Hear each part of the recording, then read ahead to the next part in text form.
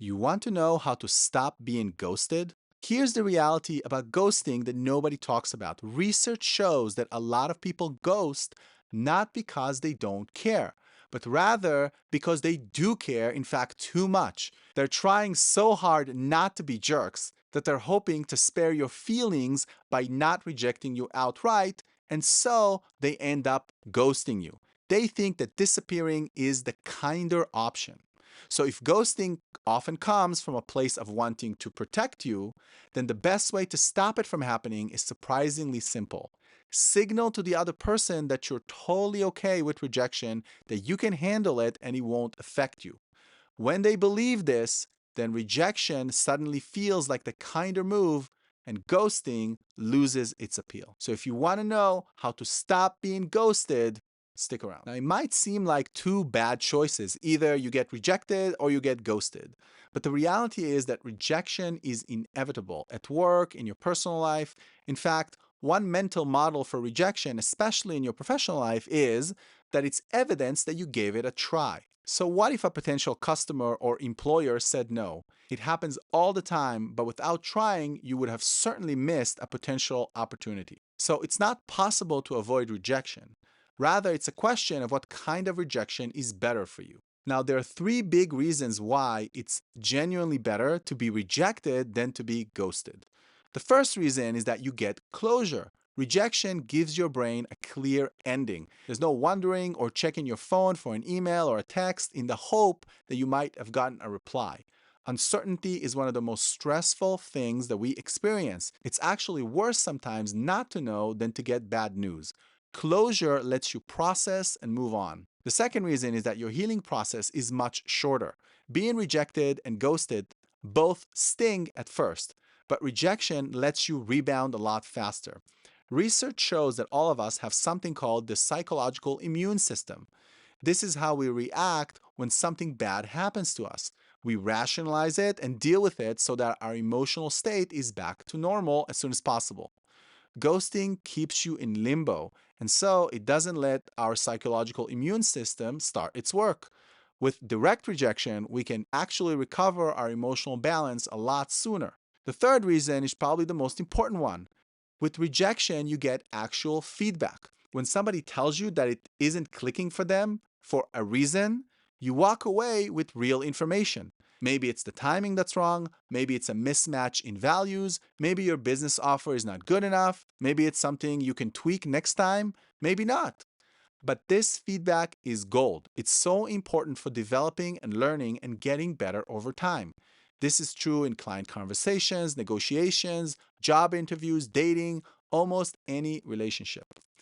Ghosting, on the other hand, gives you zero feedback, and so you can end up repeating the same patterns and mistakes and never become better. So the bottom line is rejection definitely hurts. It's not something pleasant, but that hurt motivates you to snap out of it, and the feedback that comes from rejection helps you grow. Ghosting hurts much longer because of the uncertainty and leaves you guessing. But if you can send a signal to another person that you can handle rejection, that you won't fall apart, you'll actually reduce the chance that you'd be ghosted. Here are 5 practical ways you can do that early on in the first few messages, communications, or meetings. First tip is say that you value honesty. Drop something casual like, Hey, I really appreciate it when people are straightforward with me, even if it's not what I want to hear. No hard feelings, ever, really. that's the first step. Talk is cheap, but we should at least start with the cheap things first. Second, show that you value honesty. The best way to convince another person of anything is to show it with how you act.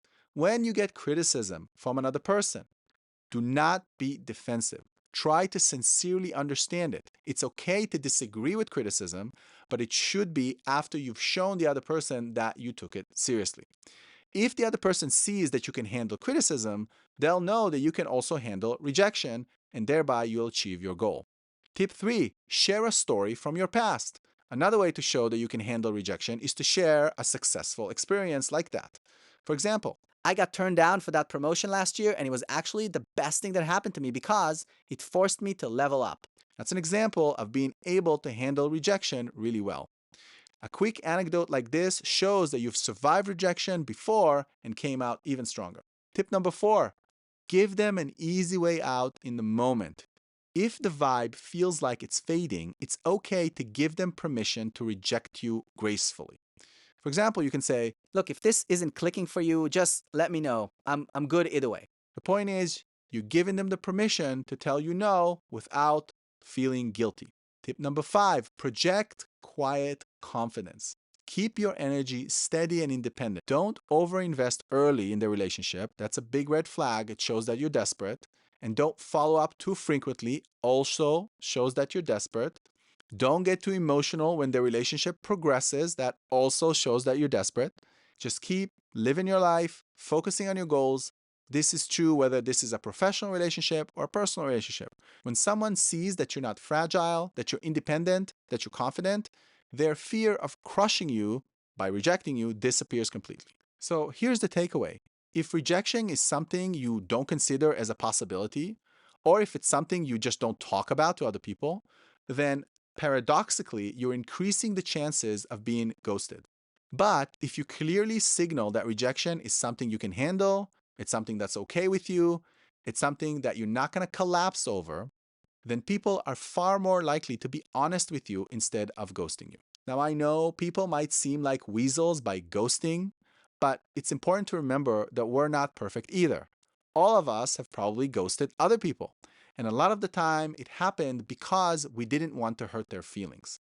So, our job is not to call other people out as hypocrites, but rather acknowledge that sometimes their desire not to hurt us can lead them to weird behaviors like ghosting.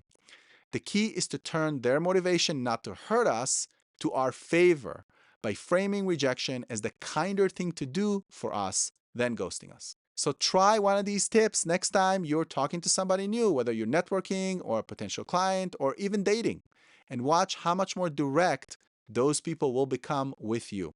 If this is helpful, drop a like, comment how the experience of using one of these tips went, subscribe for more science-backed ways to level up your relationship and career, and hit the bell for notification. Thanks so much. See you next time.